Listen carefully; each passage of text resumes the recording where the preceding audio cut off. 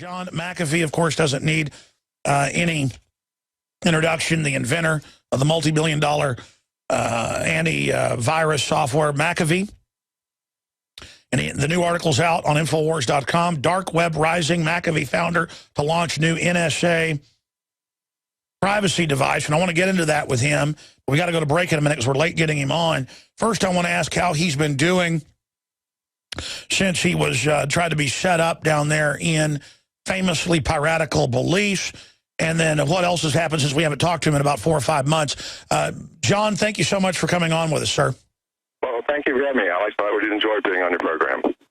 Again, whoismcafee.com? Is that the best website? That's the best website, sir. Okay, we're going to break here in a few minutes. Just update us on how you've been doing since you got out of that terror operation down there. I would add, months after you were on, riots and plots did come out in the news out of Belize, really boosting your credibility. Well, yes, actually a lot of things that come out. They just got rid of their Minister of Internal Security because he was selling passports to the Koreans and got caught by Interpol. So anyway, I've been doing fine. I've been working on my new project. I'm very alarmed with what's happening in privacy in America and the invasive tactics of the NSA. And I have been working on this device for a number of years. I've accelerated it in the past few months, and we'll have a prototype working in 6 months. It prevents the NSA or any government agency from accessing anything that you wish to do electronically.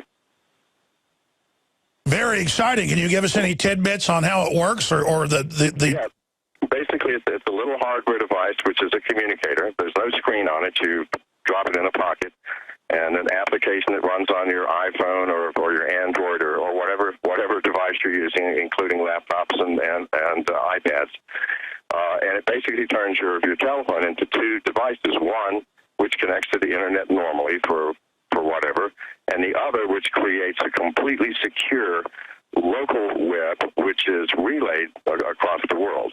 The local web, nothing can identify you as where you are, what your name is, nothing, no ID even to the hardware device. So it's a proxy device.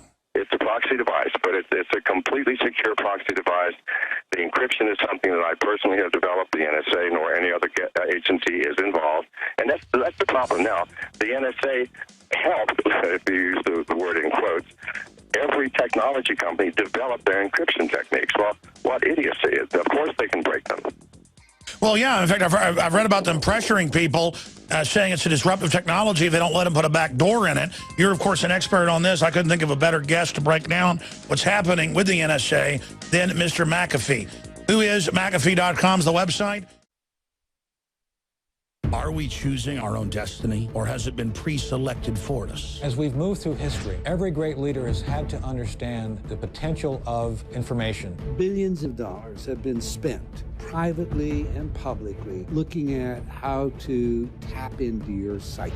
From compulsory state education to the Hollywood media brainwashing machine, we are kept in perpetual bondage to the ideas that shape our actions. When somebody obscures that feedback loop between you observing and testing it out and verifying it, they can take total control of your awareness. All of this is happening so fast, you need to be ahead of the game. How to engineer the opinion of the American people so that they would not only endorse but demand a war. Oh, there's another plane just hit. State of Mind, because there's a war on for your mind. Get your copy of State of Mind, the movie, at Infowars.com. And remember, every order at InfoWarsStore.com receives a free citizen rulebook.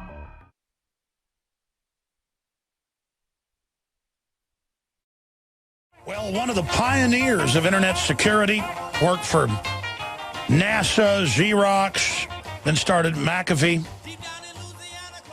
Whoismcafee.com. John agreed to come on our show first, and Joe Rogan second, because he was told by people he trusted that he could trust us. And I got to be honest with you. I mean, I believe most of what he was saying, but it was so wild about the passports and about the certain Arab groups. He even named what groups by name. And then it all came out in the press. He was being accurate later. And all I can say is he's really blessed to be alive. John, this is a short segment. I know you want to get into Obamacare. From what I've seen, it's the legalization of the NSA. It data mines everything. I know you've been writing about that. As an expert, tell us about that. And I can't wait till this device comes out as well. Well, problem with Obamacare, and this is just from a technological standpoint, Alex, is that there is absolutely no security at all. For example, I can create a website, claim to be an agent, and ask, let you log on, and because it's a healthcare system, I can ask you the most intimate questions, and you're going to answer them online. I will then get your Social Security number, your birth date, all the information I need to assume your identity and empty your bank accounts the following day. And yet, there is nothing in this central system that I can go to verify that this is a legitimate website. It's insane. It is insane beyond belief. And I don't know who thought this thing up, but they have to be a complete idiot. Or they want to bring down the whole ID system and force everyone onto biometrics via brainwaves, which is what Toyota and others are going to. Well, I don't have a clue about that, but I know that it is the most insecure thing for Americans now. If you're signing up for Obamacare, you have no idea if it's a legitimate website, and I can tell you now, the cost to the consumers, to the American public, in terms of identity theft and their bank accounts being wiped out is going to be many times the entire cost of the Obamacare program. This is insane. Sure, my point is they're coming out with cars that start via your brainwave fingerprint. Well, now they're just going to steal the signature of your brainwave or cut your finger off to get into these iPhone 5s. You, as a top security expert for decades, what is the best form of Internet security? Common sense is number one, okay? If you, for example, let's use Obamacare. I would, if you're going to be signing up at all, make sure that it's a legitimate site. Number two, never ever give out information that's private to you, even if your own bank calls you and you're sure that it's the same bank. Wait a minute, that should be on file with you already. Why are you calling me? Look at how Academy Sporting Goods always asks for your number, your zip code. Somebody could be listening right there, steal your credit cards, and then use your credit cards with that zip code. Absolutely. So you just never speak it, you never write it, you never give it to anybody. And if someone's asking you for it, what the hell are they asking it for? Excuse my language. Why are they asking you? This is the problem. We are so gullible, some of us, that we go, well, okay, it's the government, it must be safe. Or, it's my bank calling me, it must be okay. Well, it's very seldom safe. Never give out anything about yourself. Not your home address, not the name of your wife, not the name of your parents, not where you were born, nothing. And if people ask for it, be suspicious. Be really suspicious. Well, you know how much is, obviously but for listeners, thieves all over the world now sit with scanners picking up all the cordless phone traffic where you're on the bank giving them all your info. That's how they're stealing all the identities. Absolutely. It's one of the ways they're stealing it in every sort of way. But now the government is actually one of the hackers, in my mind. I mean, they're wanting inside your head. They're wanting to know your intentions. They want to know who you're with, who your friends are, why you're friends with them. Something is seriously wrong here. Privacy, in my mind, is one of our unique and inalienable rights. The right to privacy we have lost as American citizens. We were all brought up to the Soviet Union, 1984, fiction, this nightmare. We're beyond 1984, aren't we, John? We're way beyond 1984. When it reaches the point that I can be in some remote part of the world calling another friend of mine in some remote part of the world, and our government is capable of listening in. Remember in 1984, there were actually safe parts of the world where there was no government spying. Well, that's not the case in this case. No matter where you are, you can be seen, watched, and heard. But then if I try to go to the NSA or my reporters do just to ask questions at the front gate, they flip out and act like we're terrorists. Well, also, you're probably going to get audited. Well, I mean, it just shows they want all their privacy from us, but we have no privacy. Absolutely. Ask the government what it's doing, and you become an enemy. Yet you try to keep the government from knowing what you do, then you become the enemy as well. It's like insane. There's no hope in the system until we regain some inalienable rights that are in our Constitution. Hello, this is Hank Hill, and I'm telling you what, you need to listen to Alex Jones. Yeah. Infowars.com. My judge, what is the secret of the universe? Infowars.com.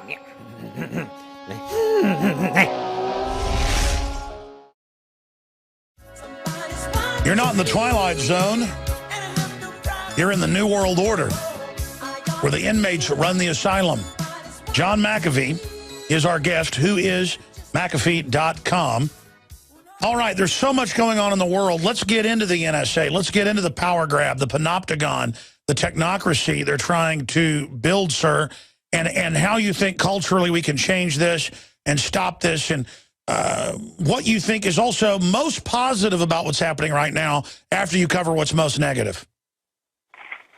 All right. I think the first thing I'd like to say is what's needed, Alex, is we need to stop being afraid. For example, it's fear that allowed us to let the government at the end of 9/11 create the Homeland Security, all of the things that getting on an airplane now. You know, I travel a lot, so it's like I get halfway undressed 5 times a week just to travel somewhere, so that they can make sure I'm not a threat to America. We're afraid, many of us. They're using that against us. What my product, for example, Sony Enterprises has called my product, my intended product, a dangerous product, because it will allow the crooks and hackers of the world to not be seen. Well, you know, people also use telephones as criminals use telephones. Do we get rid of telephones? But the hackers already know all this stuff, so this is for the general public to protect themselves. It's the same argument against guns, saying you can't have a gun, you might hurt somebody. No, I need a gun to protect myself. Absolutely. And we need a privacy to protect ourselves. And so, of course, anything that we build which is positive is going to be used by the criminal elements of society. We can't stop it. They use telephones. They use cars to get away from bank robberies. What do? We take cars away from people? So this is insane to use this rationale for, no, don't let McAfee build that product because it's dangerous. It's going to let crooks get away with things. Well, it's also going to let me be private, and you be private, and all of us be private. So what do? Do we sacrifice our privacy for the illusion of safety? There can't be safety without privacy, Alex. John, are we going to be able to turn this around? You know, I'm not sure. It's going to depend on all of us, isn't it? I mean, this is still America. We still have the right to vote, and we still have the right to think for ourselves. If we stand up and go, I'm not going to be afraid anymore, and go to that booth and vote these people out, all 100% across the board, and bring in people who say, yes, we've become crazy as a society. We have got to return to sanity. It's up to us, Alex. We have to do something. We can't sit back and let somebody else do it for us. Are we willing to do that? That is the question. Well, as you know, most great empires and cultures end up committing suicide by madness. Those who the gods would destroy, they first make mad. And we really are collectively, I've talked to a lot of executives, a lot of people, and they say general craziness and self-destructiveness is increasing. Are you seeing that? Of course it is. I mean, absolutely, across the board. We're becoming a very insane society here. A self-destructive society. It's obvious.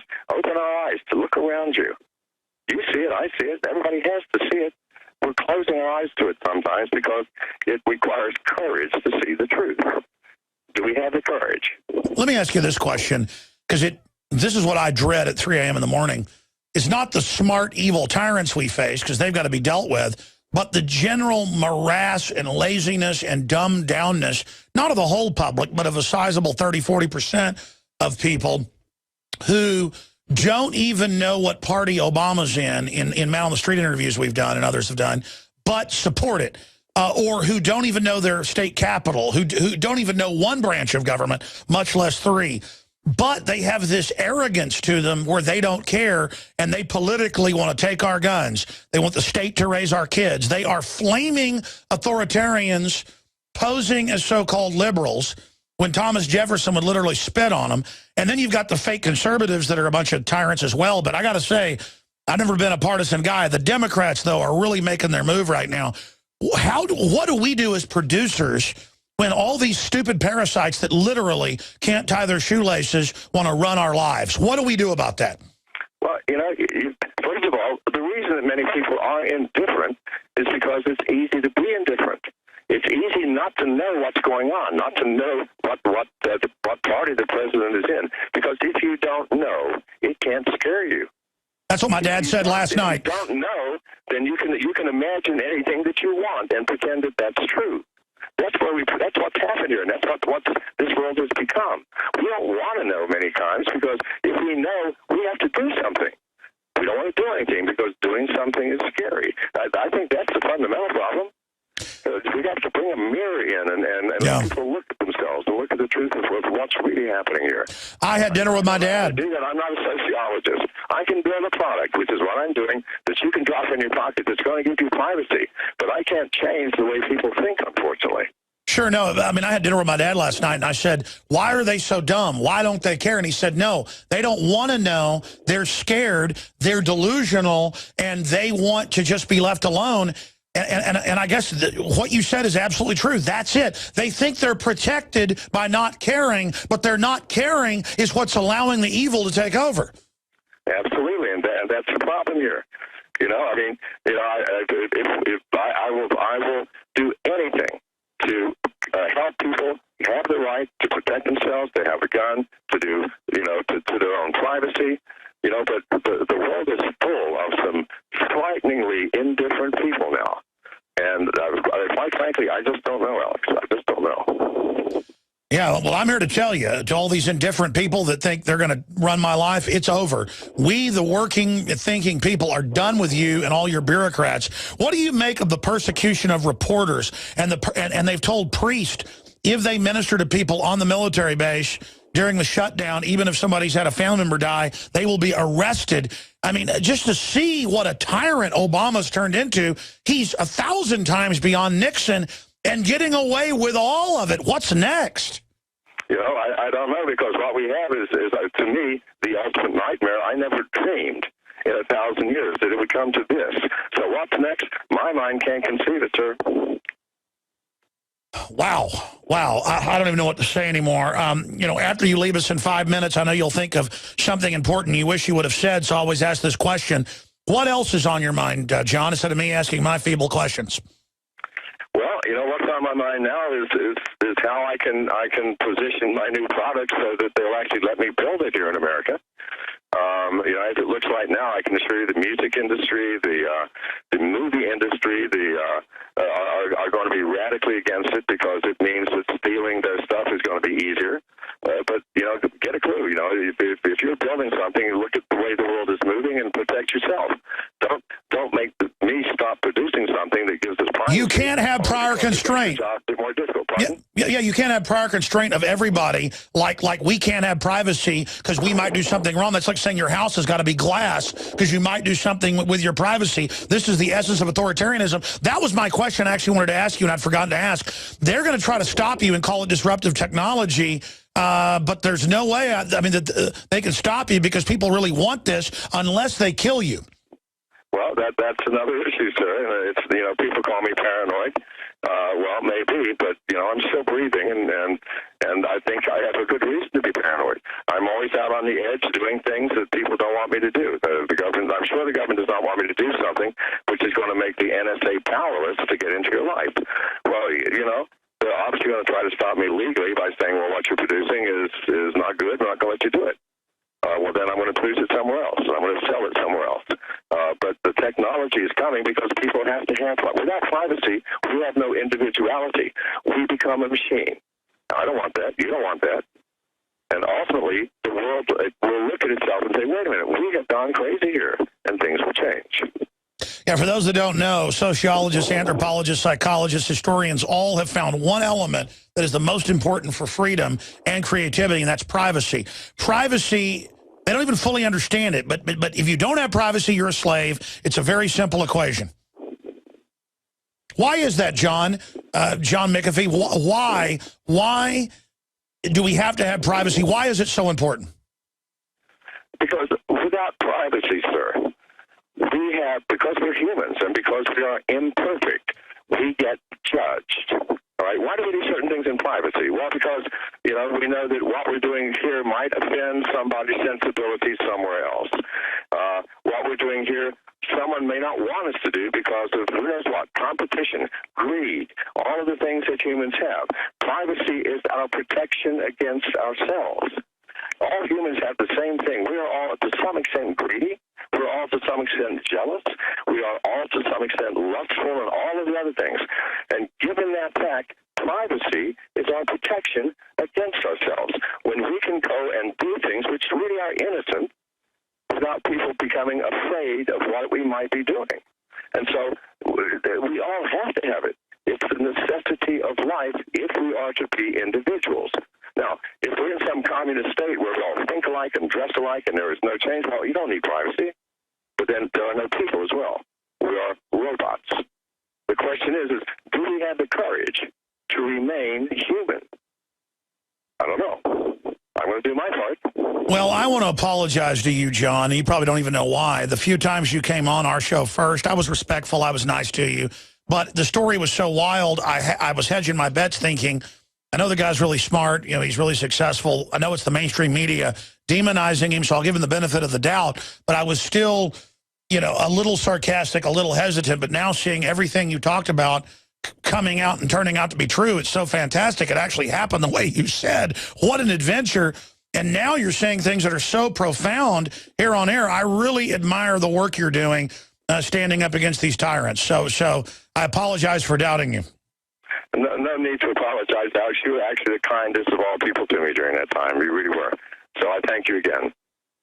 Wow. Well, John, if you ever come through Austin, we'd like to get you in studio. In fact, I'd like to do a Skype interview for my Obama Deception 2 on privacy. So talk to your folks when you can get to video Skype and want to do a 10-minute interview. I have a few questions for the film, but as soon as you come out with this device, if we're able to sell it in the U.S., I would like to be a distributor through the Infowars.com network of your product, sir. Well, it's a done deal, sir. Wow. Very exciting. Okay, we'll stay in touch. I'll let you go. Anything else you'd like to add, please add it. But please look in your book and tell us the next time you can give us 10 minutes via Skype so I can put you in Obama Deception 2, the film, sir. All right, I will do that. As soon as I get off the phone, I'll call my people. Thank you very much, Alex. All right, thank you, John. We'll talk soon. Bye. Yeah, that guy's amazing. Again, I got to be honest. I mean, I said this on air, too. I mean, it was so fantastic when he was saying Ryerson, Chinese. He was even saying the names of the Muslim groups that were there getting all this, and that's why they came after him. And then it all came out later that, indeed, just what he said was going on. We even sat on a TV interview with him once for like a month just because I didn't even know if I could air it. It was so wild. And then it turned out it was true. But that guy's just super smart, folks. I mean, you can just hear him. He has that, you know, like a lot smarter than I am. Like I kind of get like that manic. You can tell he's a really smart guy. And just the way he boils down privacy and what it means and why it's so important. I'm really mad at myself because I get this attitude of I don't care if they know what I'm doing. Now, of course, that's their argument. Well, if you don't care, that's on the NSA website. If you have nothing to hide, you have nothing to fear. If you're not doing anything wrong, don't worry. It actually says that. That is the essence of tyranny. But then I double down on it and go, I know you crooks are watching me. I know you're raping my privacy. All right, whatever. You know, but still being macho about it is wrong. I should be doing everything I can to protect my privacy. I should be protecting my security. Like, it's macho that I just strut around in public with no bodyguards not caring. But I don't even do it on purpose. I really am not afraid. It is wild. Like, I've had, like, police detectives here and FBI people and others going, man, you're crazy to go do the stuff you do, you know, by yourself with no security and all this stuff. And the more I think about it, is I have a responsibility to protect my privacy. I have a responsibility to protect my safety. And I think that's the essence of why America has fallen so far, is that we just think, so what if you scum are doing that, or we'll muddle through it. We have to stop just muddling through it and putting up with it. We've got to really take it personal and get off the grid as much as we can. And then when we go interface with the internet, because this is a great tool to fight the globalists, but they're going to try to shut this down. We've got to be creating alternatives. We've got to be trying to be privacy-oriented. We've got to use cash as much as possible. It's not that we've done something wrong. We got to keep cash alive. Once they get the cashless grid in, they can tax the daylights out of us, track us, control us, and they admit that's their plan. I mean, you could hear McAfee, you know, with bated breath. He's, I can't believe it's happening. I can't believe it's happening. Because it's really happening. They're really arresting reporters. They're really telling Catholic priests, we'll arrest you if you pray with somebody on military bases. They're really telling volunteers you can't meet with troops off base when they have a family member die. You can't go give a funeral for somebody's family. You can't give military burials. Oh, yeah, they're now telling people. My great-uncle had a military burial 2 months ago. They had guys come out and do the 21-gun salute and, you know, do the Army, you know, style thing where they walk in with a coffin and fold up the... They're talking about restricting those. And if we catch you in uniform volunteering, it's already volunteered anyways. I mean, it's disgusting what these people get away with and how we've let them walk all over us. I feel dirty. I feel pathetic. That's why so many times people say, oh, you're so great, you're so wonderful. Folks, I am not. It's not that I don't like being complimented. That's okay. It's that I am so upset that I'm not doing enough and that I can't do enough, that when people tell me how great I am all day, I don't want you to do that. I'm not great, folks. We as a people are great if we rediscover our greatness and liberty. We've got to go out and fight these people. I mean, I want to go out and stick up bumper stickers all over town to wake people up. I want to go out and confront police running checkpoints. I want to go out and protest at an abortion clinic. I want to go to Fort Hood and walk into a general's office and say, how dare you follow illegal orders to not let people have church now during a government shutdown, and tell them it doesn't matter if the priest, in the case of the Catholics, if I'm public, you know, minister to people. This is outrageous. We should be saying outrageous. And, you know, they'll probably put me on some list saying we should go get in the general's face because I'm a terrorist for speaking out. I mean, it's disgusting. Everything good has been listed as terrorism under this fake threat of Al-Qaeda when they run Al-Qaeda publicly. They run the drugs publicly. And again, 95% of the government's not involved in the corruption, but they sit there and stand down and ignore it and are compartmentalized, which makes you complicit. Because here's another big epiphany. This stuff's all out now. And so all of you that work with the system and go along with it, you're now complicit, on record. It's gone way past the point of you being able to deny this and have plausible deniability. And here's another big epiphany. This is the biggest secret yet. I know you already know this in your gut, but we haven't said it. If they get away with all this now, with it being so naked, next they really are going to come arrest everybody and build giant death camps. Now I really believe that. I've always known it's a possibility. Now I'm sure. We have got the nastiest case of tyranny I've ever seen. God help us. Now you can watch Alex Jones live at Infowars.com/show. You'll find links to all of our content there and a free 15-day trial for Prison Planet TV. You can also browse the network, the Infowars Nightly News, and over 60 movies and documentaries all together in one place. You can watch the Alex Jones radio show live as it happens. So check it out, Infowars.com/show.